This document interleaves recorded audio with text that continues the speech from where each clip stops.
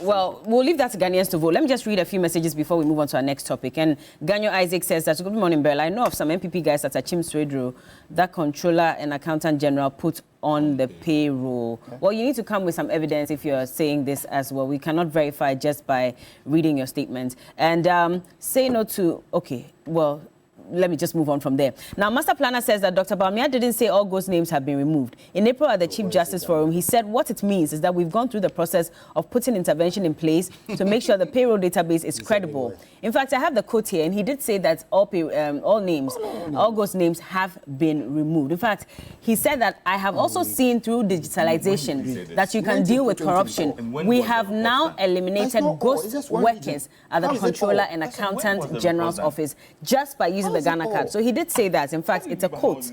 So they were reporting exactly what he said. Now, gentlemen, easy. Gentlemen, easy. So Maverick Kwame Addison says that, Bella, please, I beg you, Bawumia said the Ghana card, which he knew nothing about, has erased all ghost names. Yes, he did, and which is what I read earlier. But let me go on and introduce the next topic. Gentlemen, easy. Let's move on. Why do you say that? Because he said it. Elikem, I want to start with you on this one, because the minority is making some claims and allegations against, governments, indicating that majority MPs in parliament have been given a quota of 30 people each from their constituency to be included in the security agencies. Where are you getting this from?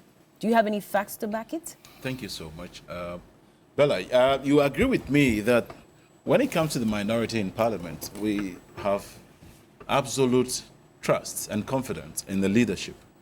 If you recall, not long ago when the minority came out to make news that some machines or equipment, BVR, BVDs, what have you, they will call them, were missing from the Electoral Commission as custody, they came out to deny it initially.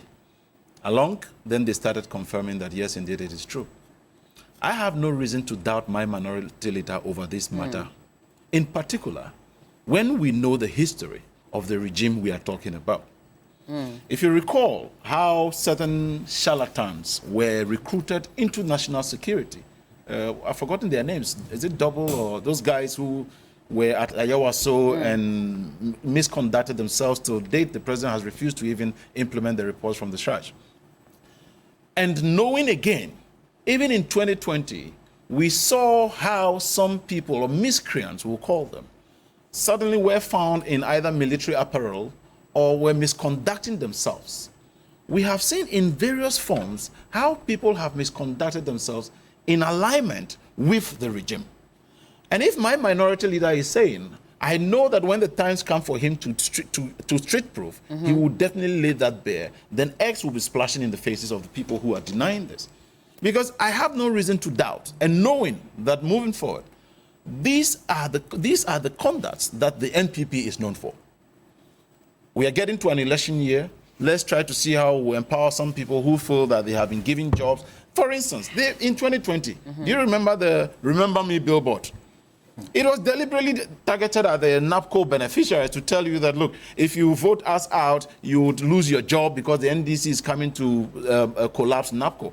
And so they use that as a platform to cow these beneficiaries into making sure they do everything to vote for them. How many months down the lane, when was the last time they saw any payment, and how have they been dealt with at this point in time?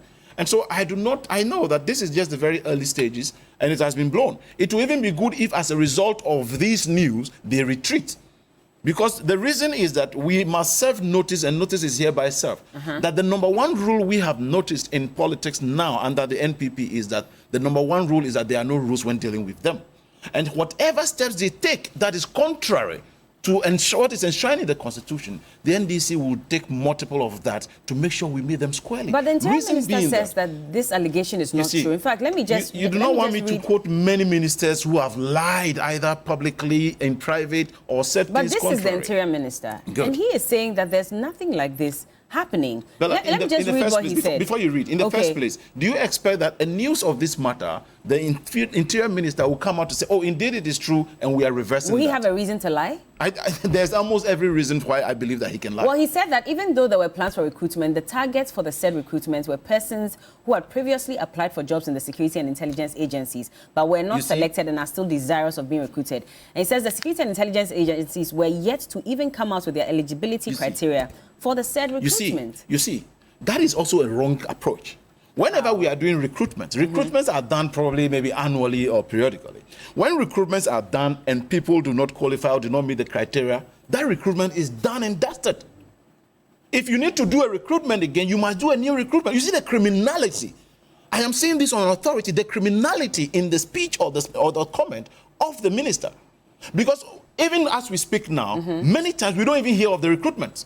We only hear that they are passing out. Yeah.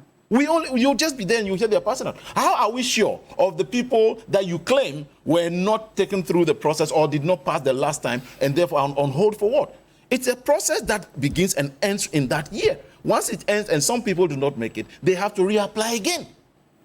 And this is based on some law? This is how it has always been. But is there a law to it, or is it allowed that for people who may have I cannot tell. Maybe the experts will tell me if there is a law or not. Okay. But the truth has been that we are recruiting. It's just like TV3 here says they are recruiting. If they are recruiting and they said, okay, we need 5 people for this job and 50 or 500 people apply. You are telling me that after you've gotten the 5 people, you are putting 495 on standby, that the next time you need a recruit again, then you will not have to even advertise. Well, there are some institutions that do that. They still go back to their files. But I cannot relate that to the yes, and don't forget, the name is what? Security.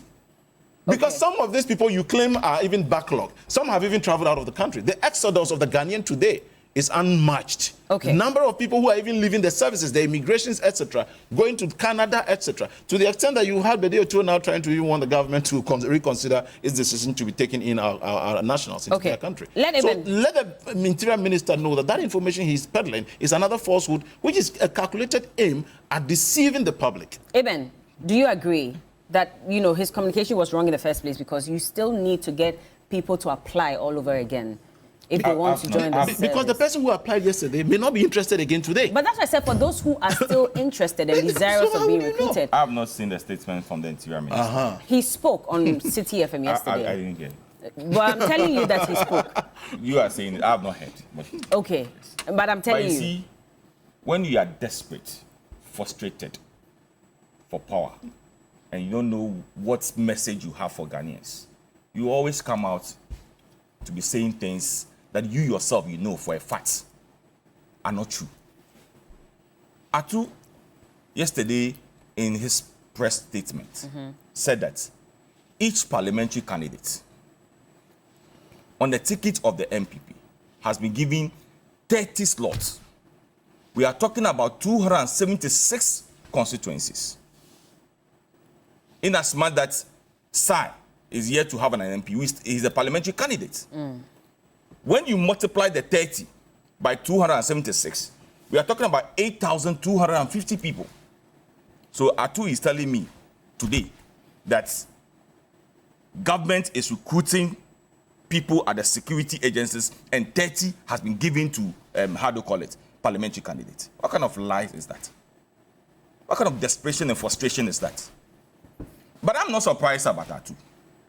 I'm not surprised in the sense that the reason why they removed Aruna and brought him, he just want to do something that, because the allegation that they leveled against Aruna. No, but what has that got to do with? He's bringing. When he was talking, I just kept quiet. I understand.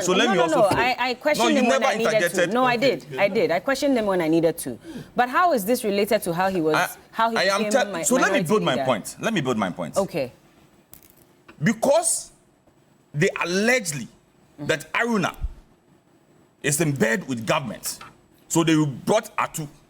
So Atu want to do something, what is always come out to be saying things that he himself for a fact that is not true, just to be good in the eyes of his people. But this is the security agency we're talking about. Will he have a reason to lie about something like this?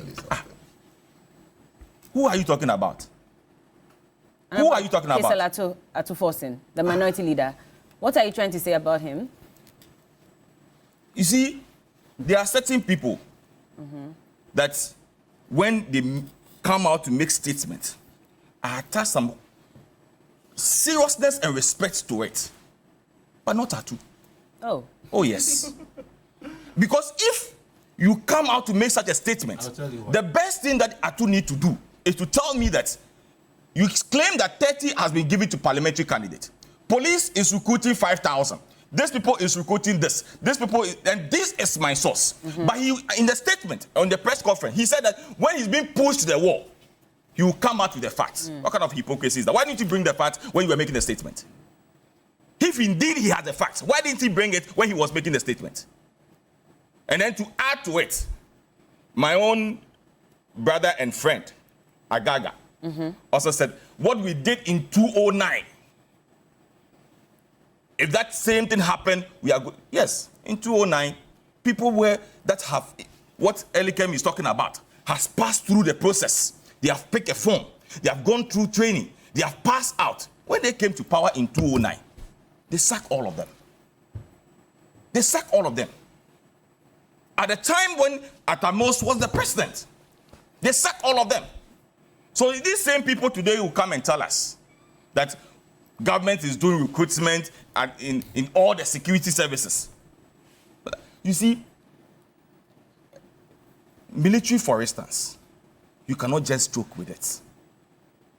So for you to just come and make this kind of lie, or for your people to say, oh, Atu is doing well. Because but you're bastardizing someone's job and his credentials like that. No, I'm saying that it's because of the allegation leveled against Aruna. He just wants to impress his people by coming out to say things that he... So I challenged him this morning. So what if he eventually puts out... What if when he puts out, I'll come and sit here and apologize to Atu. Okay. When Atu is able to come out, just as he said yesterday, he said when we push him to the wall, he will come up with the facts. So you are pushing him. I'm pushing Atu to the wall. He should come up with the facts. I respect him so much. But I want to let me understand. Look, don't allow politics and don't allow people to push you for you to tarnish your image and your reputation. Okay. You're not just a small boy. You're not just a Syria caller in the NDC for you to just make such a claim without any facts. And you are saying that until they push you before you come out with the facts. You should come out with the facts. Okay. That yes, these are the recruitment. Oh, these are the 9 or 10 security agencies. This is the quota given to them for them to employ. This are my facts. This is what they have done so far. I remember when I was in parliament, I think in 2019 or 20, these same minority people said they invited the interior minister to finish them with recruitment. Was it still Atu? I kept quiet too. But is it not a valid question? Was that to the minority leader? I don't remember that person. Hey, you don't remember? He said they should finish them with all the enlistment that we have done at the security agencies. And do you know what they added to it? The background, the ethnic background of the people. We had to give them the I mean, some funny things. And I was like, so now security has come to ethnic. Now we are bringing religion into security agencies. So if you bring the list and they are all guns, you say that, oh, now you are employing guns. So with the guns, we don't matter. Is that what you're telling? Okay. You let Courage come in, please. Let Courage come in, because I don't know where you stand. I would like to, but I'll let Courage No, please allow him to speak, because we don't have time. You've been a member of the party before. Yes. Were they ever recruiting people and giving, MPs quotas to bring people in from their constituency? Not that I know of. Okay. Not that I know of. But this allegation is coming from the NDC, which in 2010, did a similar thing. Locals are there. In 2016, did a similar thing. 2023, May, I think May 9th or May 10th, the former president, in his campaign tour of the North, told branch executives that they should prepare their children to be recruited into the security services when he becomes president. So what is this noise about? Why are they shouting? No, why are they shouting? So they don't have a right, any moral rights They to don't. But should they not be calling out the ills in society regardless? You see, you cannot be a partaker and condemn same. You can't. And that's how dysfunctional the politics of these two parties have been. So today you are in opposition. Condemn, condemn, condemn. And what the minority leader is forgetting is that just last year, exactly a year ago, his principal promised party faithful that will be recruited. So if you made that promise last year, and this year, the one who already has the power is doing it, why are you shouting? Elikem is shaking his head. No, why are you shouting? No, he should challenge me. Should I read it? Read it for us, please. Okay. This is May 10th. 20 what? 2023. Okay. On Egemanjo Online.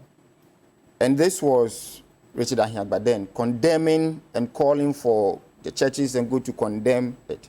But what is the quote that is attributed to the former president? Our people, our branch executives' children, you just stand by. Just stand by.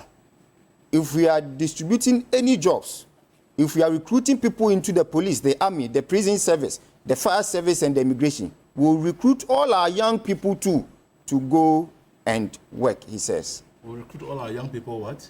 To go to go and work. What is the reference? Our people, our branch executives. Okay. Are those not foot soldiers? These people, when Are those not foot soldiers? If indeed what you are saying is So my point is that the dysfunctional politics, and you see, this is what Honorable Lanchimati talks about. The situation of the winner takes all, that creates no room for merit in our politics. It's the reason why we need to put these two out of power. Because, you see, it is only the degree that changes. And they are getting emboldened by the day, doing the very things that endanger the very future security and cohesion of this country. So why is the NDC shouting? You've already promised what you will do. Those who have the power are just doing it. And we are talking about this, how many? Just a few years from the Ayawaso West will go on by-election crisis. From that crisis, a whole commission was set up. I'm sure we spent good amount of money on them. Recommendations were done. What has happened to those recommendations vis-a-vis what these allegations are talking about? So have we seen members of parliament, right, go to a personal ceremony, take pictures with, would say, their constituents, who they help to get into the security services? So what is Eben talking about? But Brian Disk is saying that so the two, in quotes, doesn't it have any importance? My question is, what and right? land on it for me. What right? My time is up. Ending the program. What right has a thief calling out another thief? And to end, since you said I should wrap up, this is my concluding commentary. Okay. And it's in Proverbs chapter 26, verse 18 and 19. Who watches the watchman? No, it says, just as damaging as a madman shooting a deadly weapon is someone who lies to his neighbors and then says, I was joking. Amen. Amen. Kofi Selassie says that Bella, Alan is no saint, and he's part of the mess that we are talking about now. Alan was in government then. What did he say about the Ayawaso West report? The elephant has given birth to a butterfly. Let's not forget. In fact, they say the butterfly is the stepchild of the elephant. Let me see if I can find one or two messages quickly. Okay, my messages, I can't, okay. I have to go. 2 seconds, they're counting me down. You see, I am so sad to hear my brother say some of the things he said about, who are we talking about? Ato. Ato is one of the persons who have been trusted by his constituents to still remain at post as member of parliament. Okay. Your people do not even trust you, and you were voted against. And then you have the effrontery to sit here and say, who are we talking about, Ato? Do you know the allegations against you, which is why they could not re-elect you? And then my brother said, a chief organizer for the NPP. You have been part of the teams for 7 years. Nobi is a communication team member. You have been part of the teams for 7 years. If you are going by that, then how much don't you become the president? If you are going by what you are saying, then how much don't you become the president? No, I'm only giving an example. I'm telling you, how much don't you become the president? We'll win 2,000 Ghana cedis each. So we have to go at this point. Thank you for joining us. We'll be back with more.